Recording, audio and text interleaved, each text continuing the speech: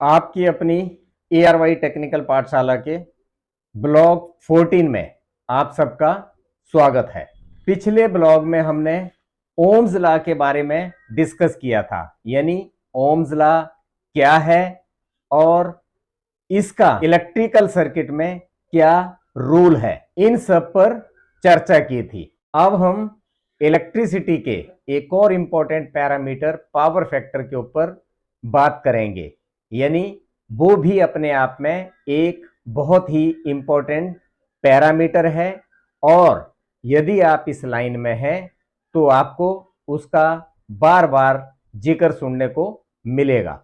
हमने पहले भी पावर फैक्टर के लिए जिक्र किया था कि हमें पावर फैक्टर के करंट और वोल्टेज के एंगल को एक मिनिमम लेवल पे मेंटेन करना पड़ता है। अब हम पावर फैक्टर को पहले इसकी डेफिनेशन समझने की कोशिश करते हैं और साथ में डायग्राम में भी देखेंगे, यानी इसका आपस में क्या रिलेशन बनता है, यानी करंट और वोल्टेज के साथ जो इसका रिलेशन है उसको भी हम समझने की कोशिश करेंगे। Definition of power factor. Power factor is the ratio of working power measured in kilowatt and apparent voltage measured in kVA यानी kilo volt ampere. apparent power also known as demand load, उसको यानी हम demand load भी कहते हैं। इसी तरह power factor is equal to actual power. Actual power हम किस में देखते हैं, किलोवाट में, ओवर जो हम यूज कर रहे हैं अपरेंट पावर यानी केवीए किलो वोल्ट एम्पियर। हम यदि इसका अब थोड़ा सा इसके एंगल को देखने की कोशिश करें तो यहां ये हमारी सीधी लाइन यानी यहां ये एक्चुअल वोल्टेज है जिसको हम किलोवाट में भी कह सकते हैं, और ये जो है ये अपरेंट वोल्टेज है। इसी तरह इधर जो है ये रिएक्टिव वोल्टेज है और ये जो एंगल बना है इसको हम कॉस साइन यानी पावर फैक्टर भी कह सकते हैं। यदि हम यहां पर साइन वेव में देखने की कोशिश करें तो यहां पर ये जो साइन वेव बनी हुई है, यानी हम यदि इसको स्कोप में देखते हैं तो स्कोप में वोल्टेज को आप वोल्टेज और करंट की जो वेव फॉर्म है आप कुछ इसी तरह दिखाई देगी। तो यदि हम देखें तो ये फर्स्ट जो एंगल बना हुआ है ये हमारा साइन वेव है वोल्टेज की, इसी तरह सेकंड है करंट की।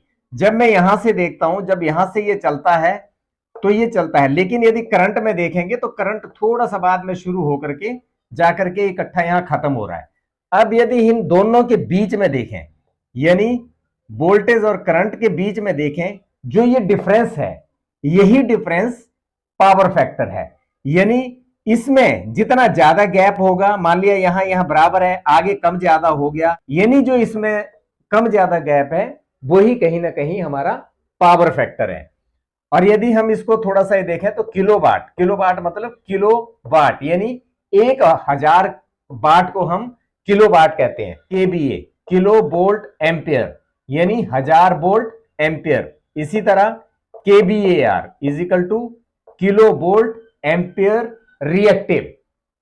अब हम यहां थोड़ा सा अपनी आसान भाषा में समझने की कोशिश करें तो हम ये कह सकते हैं कि करंट और वोल्टेज की वेव फॉर्म में आए हुए अंतर को ही हम पावर फैक्टर कहते हैं। यानी जब किसी लोड में करंट और वोल्टेज की वेव फॉर्म साथ साथ ना चल के आगे पीछे चले तो हम कह सकते हैं कि इसका पावर फैक्टर खराब है। वेव फॉर्म में जितना ज्यादा अंतर आएगा पावर फैक्टर उतना ही खराब माना जाएगा। ये हमारे घर या इंडस्ट्री में लोड के अंदर आए हुए बदलाव के कारण होता है। हालांकि घरों में इसका बहुत ज्यादा इंपैक्ट नहीं आता है, क्योंकि घरों में जो इंस्ट्रूमेंट यूज होते हैं वो उनका कहीं ना कहीं पावर फैक्टर मेंटेन होता है। रिक्वायरमेंट के हिसाब से उसमें कैपेसिटर लगे हुए होते हैं जो पर्टिकुलर उस लोड के पावर फैक्टर को मेंटेन करते रहते हैं। हाँ, इंडस्ट्री में इसका बहुत ज्यादा इंपैक्ट आता है। रीजन क्योंकि वहां पर एक तो कई टाइप के लोड होते हैं और लोड भी कम और ज्यादा होते रहते हैं। अब हमें इन लोड के बारे में भी, यदि हमें पावर फैक्टर को थोड़ा सा और सही तरीके से समझना है, तो हमें इन लोड के बारे में भी थोड़ा सा जानकारी होनी जरूरी है कि कौन कौन से लोड होते हैं और कौन सा लोड पावर फैक्टर के हिसाब से ठीक है और कौन सा लोड खराब है। हमें इसके बारे में भी थोड़ी सी चर्चा करेंगे। एक्चुअल में लोड तीन टाइप के होते हैं। First resistive load, second inductive load और थर्ड है कैपेसिटिव लोड। रेजिस्टिव लोड, जहां तक रेजिस्टिव लोड की बात है तो वो लोड जो वोल्टेज देने पे यानी पावर देने पे हल्के से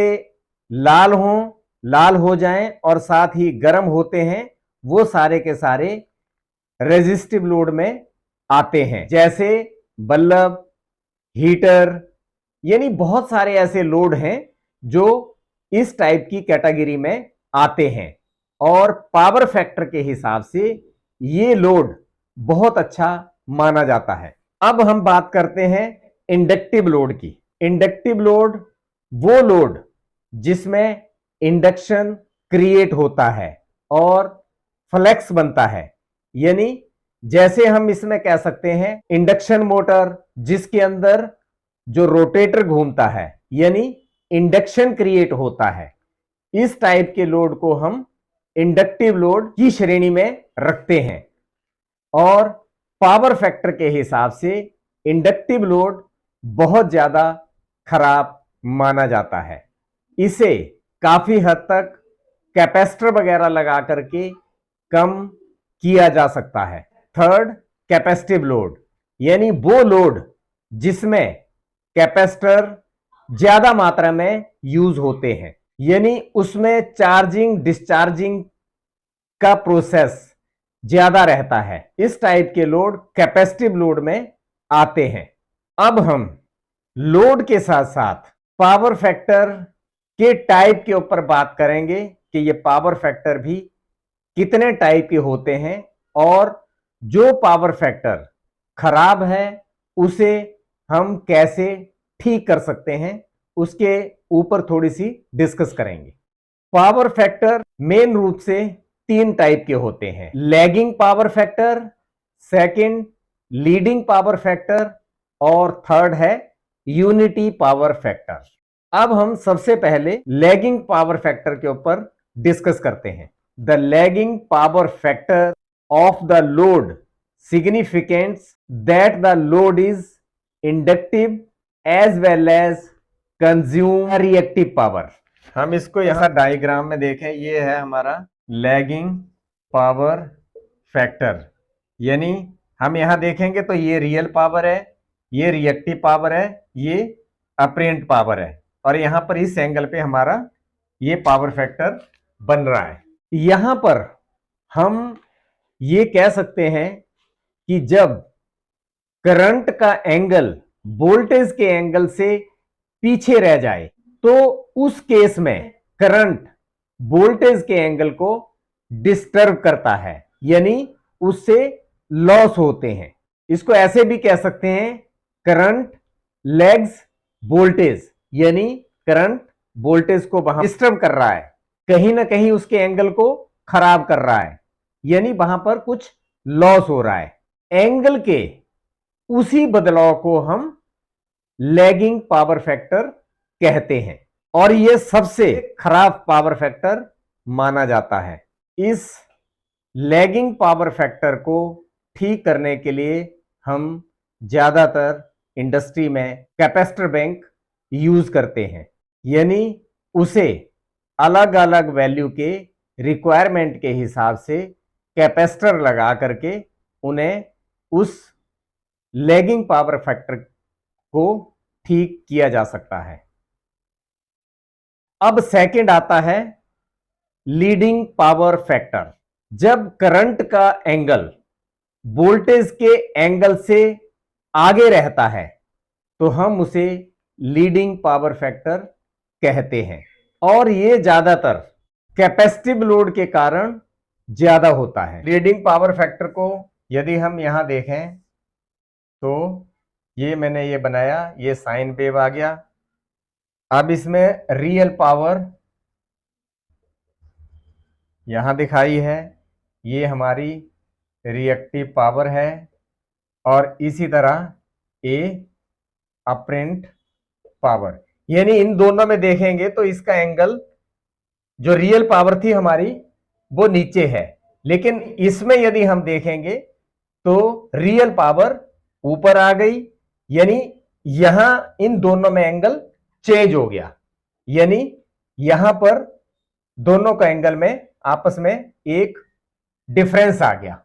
ये ज्यादातर कैपेसिटिव लोड के कारण होता है, यानी जहां पर जिस सर्किट में जिस लोड में कैपेसिटर ज्यादा यूज होते हैं वहां पर इस टाइप की प्रॉब्लम आना आम बात है। इसके साथ साथ हमने प्रैक्टिकली लीडिंग पावर फैक्टर के लिए एक चीज हमने और जजमेंट की है कि हम इंडक्टिव लोड को कंट्रोल करने के लिए ज्यादातर पावर बैंक का इस्तेमाल करते हैं, यानी उसमें पावर बैंक कनेक्ट करते हैं। हालांकि पहले तो ये जो कैपेसिटर लगाए जाते थे ये मैनुअली लगते थे। मैनुअली मींस कि हमें जैसे हम अपना लाइन के अंदर इंडक्टिव लोड लगाते हैं, यानी हमें पता है कि हमारी लाइन में इंडक्टिव लोड ज्यादा है, तो हम उसके हिसाब से वो कैपेसिटर ऑन कर देते थे,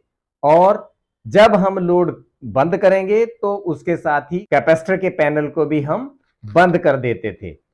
लेकिन आज की डेट में मार्केट में कुछ ऐसे कंट्रोलर आ गए हैं, यानी जैसे हम पावर मैनेजर की बात करते हैं, वो ऑटोमेटिकली यानी लाइन में इंडक्टिव लोड के हिसाब से वो कैपेसिटर को ऑन कर देगा, और यदि हमारा लोड इंडक्टिव नहीं है तो वो ऑटोमेटिकली कैपेसिटर को बंद कर देगा। तो पहले के केस में या इस केस में भी यदि हमारा वो पैनल प्रॉपर काम ना करे, यानी ऑटोमेटिकली बंद ना हो, तो उस केस में कैपेसिटर ज्यादा चार्ज होने की वजह से भी कैपेसिटिव लोड ज्यादा बढ़ने की संभावना रहती है। यानी उस समय जब प्लांट बंद होता है और कैपेसिटर ऑन रहते हैं तो उस केस में हमारा कैपेसिटिव लोड बढ़ जाता है, जो कि हमें कहीं ना कहीं नुकसान देता है। हमारे लिए इंडक्टिव के साथ साथ लिए कैपेसिटिव लोड भी कहीं ना कहीं नुकसान कर सकता है, यानी लीडिंग पावर फैक्टर से भी हमें कहीं ना कहीं नुकसान होता है। अब थर्ड आता है हमारा unity power factor. Unity power factor means the total impedance of AC circuit is equal to resistive. We can say the circuit is purely resistive and no effect of resistance in the circuit. उस case में बंद होता है तो इसे हम unity power factor कहते हैं। यानी लीडिंग और लैगिंग पावर फैक्टर के ऊपर नीचे की जो स्थिति है, और जब लोड पूरी तरह से रेजिस्टिव होता है तो लॉस यानी रेजिस्टेंस लॉस शून्य के बराबर होता है। इसे ही हम यूनिटी पावर फैक्टर कहते हैं। पावर फैक्टर की ये सबसे अच्छी स्टेज मानी जाती है, यानी हम कह सकते हैं कि इस टाइम पे पावर फैक्टर ठीक है।